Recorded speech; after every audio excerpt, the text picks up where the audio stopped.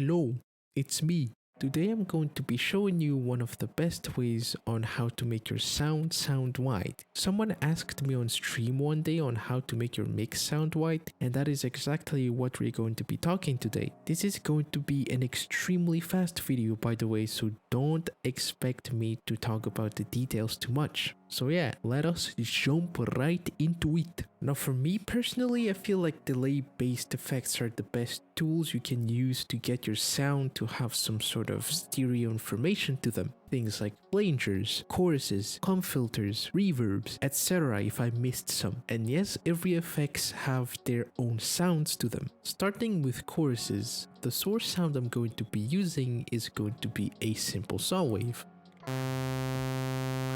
And again, I'm going to be extremely fast here, so for example, let us use KHS chorus. And we use a random preset that introduces stereo information. And now I'm going to collapse the sound in mono so that we can hear how it's gonna sound in most systems. As you can hear, the mono signal has that detuney flavor to it. And you can kind of play with the dry wet of that to kind of like balance it. This sounds absolutely fine, by the way, not too unstable or anything like that. So if that's the effect you're going for, then use a chorus. Now with flangers. Again, I'm going to choose a preset that introduces stereo information. Now I'll collapse everything to mono.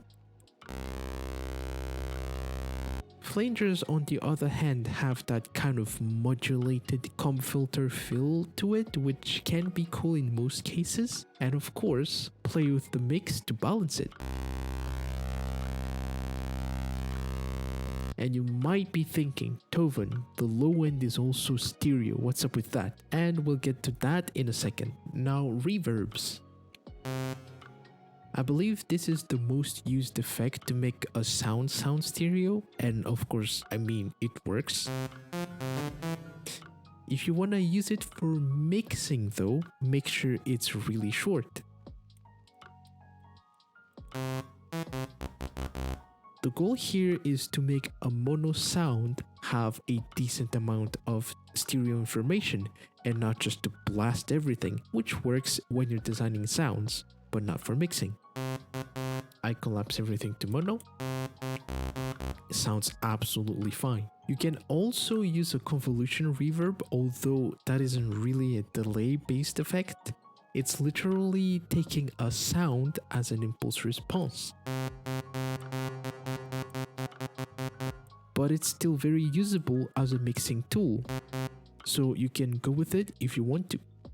Okay, so this has to be the best way in my opinion, and specifically this plugin, KHS Comp Filter. Now this one isn't really a delay-based effect, it's literally a 31 band graphic EQ as shown right here. And on top of that, it does a whole bunch of other stuff. You can go to Kilohearts website to see what exactly it's doing, but essentially all you have to do is to choose a lower cutoff value and then enable stereo. And this is how it sounds before.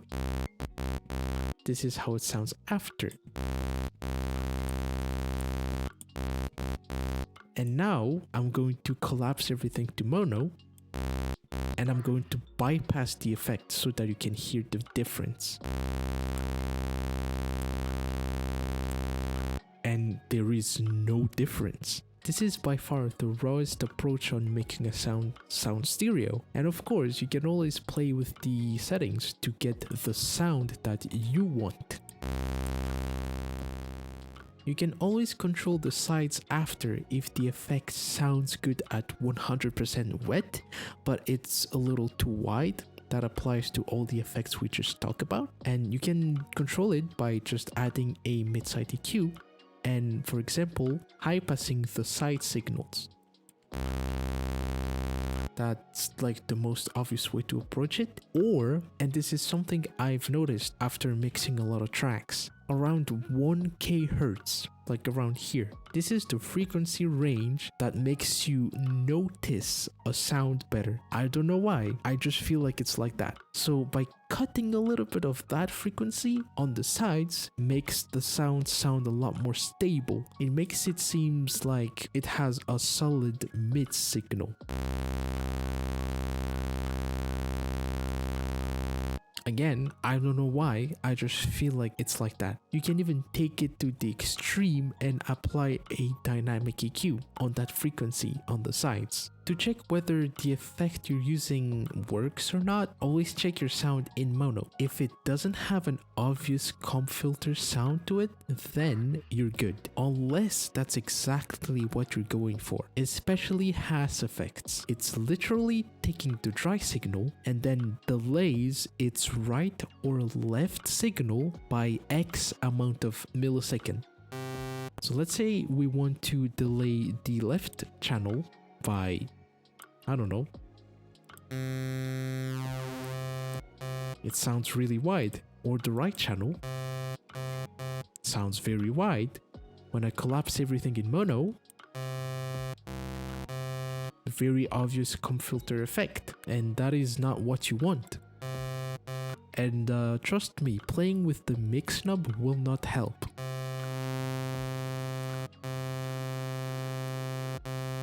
Now, it can be cool when you're designing a sound, but it's mixing we're talking about, so we need to keep it clean.